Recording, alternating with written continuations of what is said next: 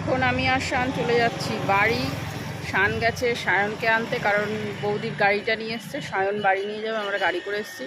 এবারে এই মোড়ের মাথার থেকে এইদিকে ঘোলা থানা, তো মোড়ের মাথার থেকে ধরবো অটো ধরে যাবো মধ্যমগ্রাম, সেখান থেকে ট্রেন বনগাঁ।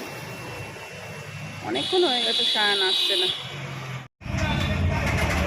উঠে গেছি অটোতে, আর এই যে শান সামনে বসেছি পেছনে। আর কি রোদ গরম, বাপরে বাপ, এই গরমে বেরানোর মতো না। তাও আমি বেরিয়েছি 4টের লোকালটা ধরবো, তাই ঠাকুরনগর লোকাল। বাবা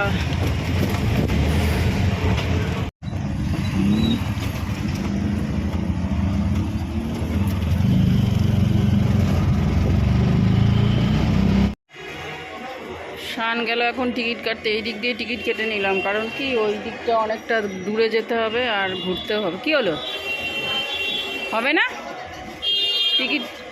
ও বাবা, বন্ধ? তাহলে খুলে রেখে দিয়েছে কেন? 4:02 ঠাকুরনগর লোকালটা ধরবো। এই যে মধ্যমগ্রাম থেকে টিকিটটা কাটতে যাচ্ছে শান টিকিট কাউন্টারের ওইখানে। তো এই দিকটা লাইনের এই দিকটা কাটতে গেছিলো, তো এই দিকটা বন্ধ ছিল, হচ্ছে না, তার জন্য ওই দিকে গেল টিকিট কাউন্টারের দিকে। তো বন্ধুরা, আজকে বাড়ি চলে এসেছি। আজকে হলো শুক্রবার। তো বাপের বাড়ি এসেছিলাম আগে, ভোর 5টায় বেরিয়েছিলাম। তো ধুবুলিয়ার থেকে আজকে বাড়ি এসেছি, আর ওখান থেকে সোদপুর থেকে আবার তোমার চাঁদপাড়ায় চলে আসলো বিকালের ট্রেনে, 4টের ট্রেনে চলে আসলো। এসে পরে কিছুই ভাল লাগছে না, শুধু ঘুম পাচ্ছে আর ঘুম পাচ্ছে। তো শান্ত চলে গেছে ওখান থেকে পড়তে, আর আমি একটু সন্ধ্যা বেলা একটু শুয়েছিলাম। শোয়ার পরে তারপরে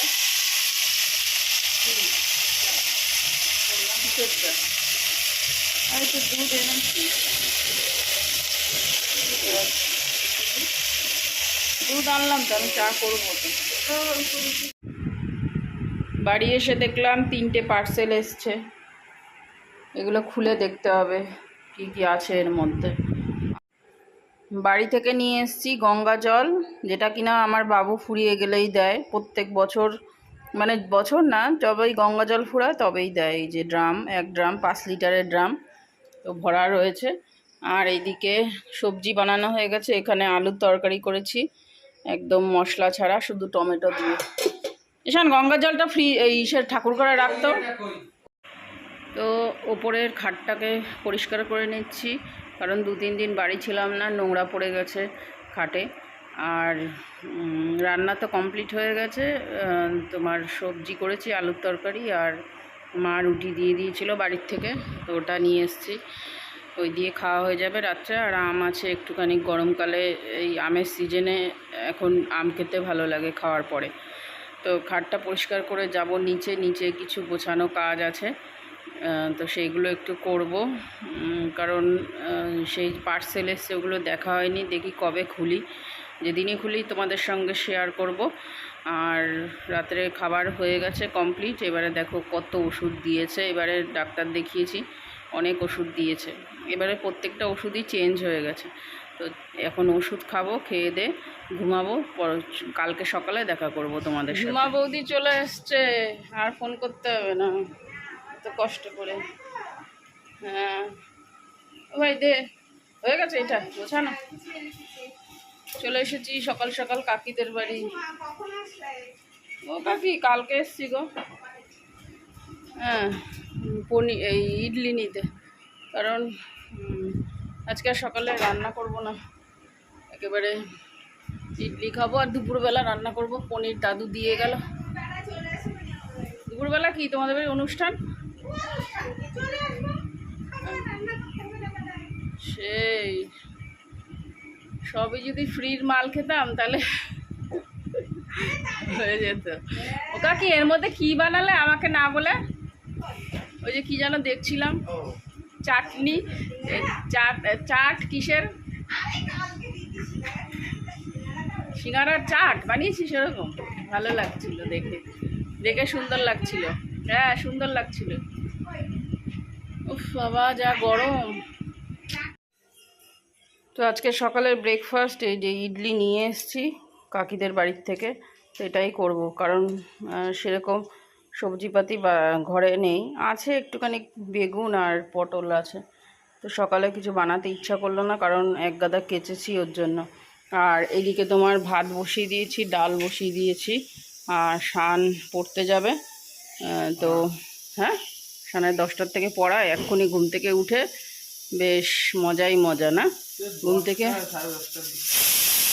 চিন্তা ভাবনা নেই, এরমভাবে পড়লে বলে উচ্চ মাধ্যমিকে ভালো রেজাল্ট করবে। তো যাই হোক, এখন খাবো, খেয়ে দে তারপরে ওষুধ খাবো। কি একটু বালিশটা রোদে দিয়ে আসো, ভালো করে ধরো। এই তো, যাও এবার রোদে দিয়ে আসো। বালিশ রোদে দিতে যাচ্ছে। এইদিকে এইদিকে রোদ, এই তো বাইরে। যাও দিয়ে আসো, ওই যে বাইরে, ওই যে চেয়ারে দিয়ে আসো, যাও। পারবা দিতে? হ্যাঁ। দাঁড়া, নে আয়, আয় রোদে নিয়ে আয়, আয় রোদে নিয়ে আয়। হ্যাঁ রাখো, নিয়ে আয় রোদে নিয়ে আয়, নিয়ে আয়। পারবি আনতে? পারবি? কিরমভাবে পারবি? নামবি কি করে? এ বাবা, বুদ্ধি আছে। দাও এটা তাহলে আমাকে দাও। হ্যাঁ এবারে তুমি নামো। নামো, আরেকটা নামো, আরেকটা। হ্যাঁ আরেকটা আসো।